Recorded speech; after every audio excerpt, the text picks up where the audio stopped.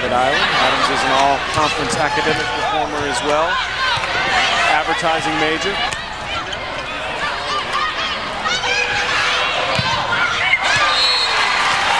Turner finds success against the Texas block.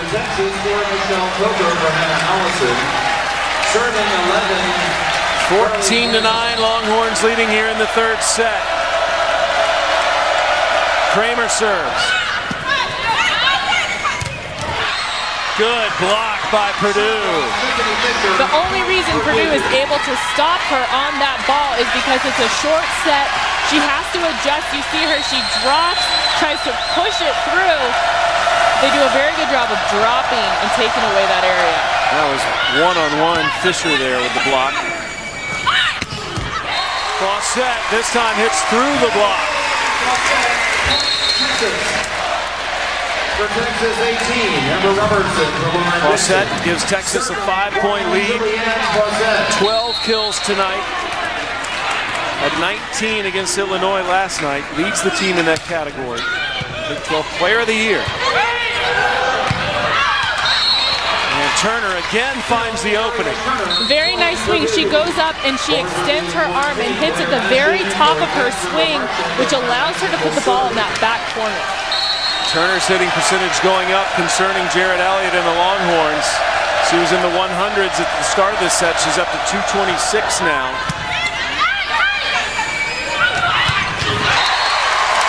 Shadair McNeil. Don't need to be too concerned when you have that to come back to. McNeil, an education major, also academic All-Big 12. Both these teams do a great job in the classroom. The Longhorns had 6 players make the academic All-Big 12 team. Missed. Just small adjustments on their hitting. She just needed to turn her hand into the court just a tiny bit, and that would have been a nice shot down the line. Purdue wants a timeout. The Longhorns, much to the delight of this crowd, up by 6 in the third set.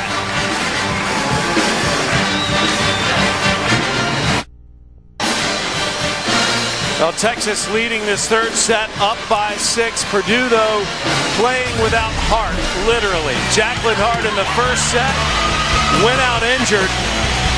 An all-conference setter, an emotional leader, has been unable to return to this match. And the Boilermakers have felt the effects. Here's what they're missing in Hart. Unanimous selection All-Big 10. Second all-time in assists at Purdue. Almost 11 assist percent, 5 double-doubles this season. Out of this match. Now that being said, her replacement, Rachel Davis, tonight has done an admirable job. Just a freshman, Davis has come in and has a career-high 17 assists. But it is not the same as having Hart, the leader of this team, out on the floor. Well, and it's not only you just losing someone out on the court, you're losing the connection with your hitters. So you have an entirely new setter coming in that needs to connect with the hitters, make sure they have the right timing between each other to get the kills. And that's a very tough thing to pick up on and quickly in a match. Well, it's a bad combination for Purdue because Texas, as we've seen this weekend, tends to get better as the match goes on. And Purdue needs to be at full strength. However, the Boilermakers within 4, both these teams trying to get to the national semifinals. Purdue's never been this far in the NCAA tournament. Texas trying to get to its 3rd straight national semi. Selena Rockwell there talking to the team. Here's our bracket right now. USC winning a thrilling 5-setter earlier today will face the winner of our next match between Washington or Cal. Penn State, going for its 4th straight national championship, awaits the winner of this one, Kelly. It's an exciting regional finals today in all areas. The win for USC over Stanford was huge. Stanford won both matches against SC in the regular season, so a 3rd matchup. I think it was tough for Stanford to try and come out and beat them a 3rd time in one season.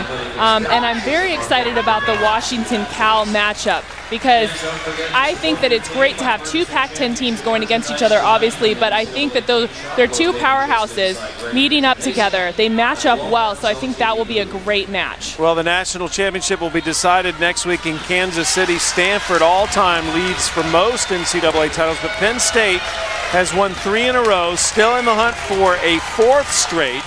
USC, your alma mater. I'm working with Kelly Tennant, who was captain of that Trojan team, still in the hunt as well. Texas, a winner of 2 NCAA championships back in '81 and '88. One of only 3 schools east of the Mississippi to win an NCAA tournament. Texas up by 4, but Purdue's won the last 2 points out of that initial timeout. But this time, Robertson denies a 3rd straight point by the Boilermakers. Texas is now playing the concise, controlled volleyball that Purdue played in the first set. They're doing a great job of having good ball control and putting the ball away. Texas up 5. Powerful kill from the left side by Katie Griffin. Serving 18, Disney Fisher. Such a nice hit right past the block there for Griffin. She does a good job of getting up high and seeing that opening, swinging right past that Texas block. Service error by Fisher gives the point to Texas. The Longhorns are up by 5, trying to take a 2-1 lead. Texas last night fell behind 2-1 to Illinois, while Purdue swept the #1 team in the country, Florida Gators, in just an hour, 23 minutes. Service error by Dixon. You know, Sam, you talk about the #1 team being swept, not making it to the regional final, and it's interesting because you see how different each of the conferences are and how that prepares them when they get into the tournament. So then you start talking about how strong the SEC is versus the Big Ten, the Big 12, the Pac-10, and all those different conferences. Doris gets the kill. Texas within 5 points of winning this set. Texas from the Big 12 has been in the national semifinals the last 2 years. Last year, the national runner-up to Penn State, and they've been eliminated in the NCAA tournament in 5 sets the last 2 years in that national semi and championship. Texas has done a good job battling through injuries this year as well, missing a 1/3 of its players as Fawcett extends the Texas lead.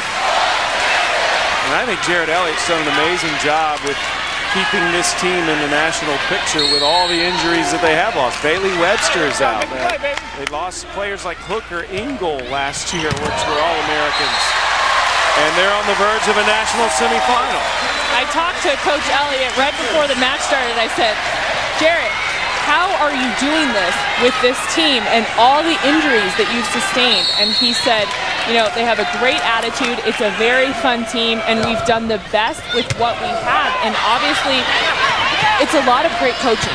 And he's not going to take the credit for that, but I think that's really what it is. Rachel Adams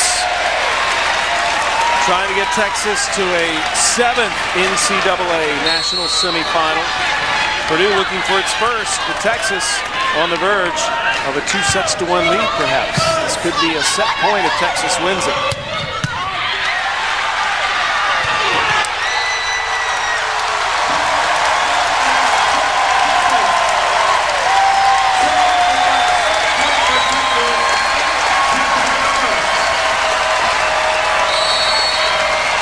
Set point Texas for a 2-1 lead.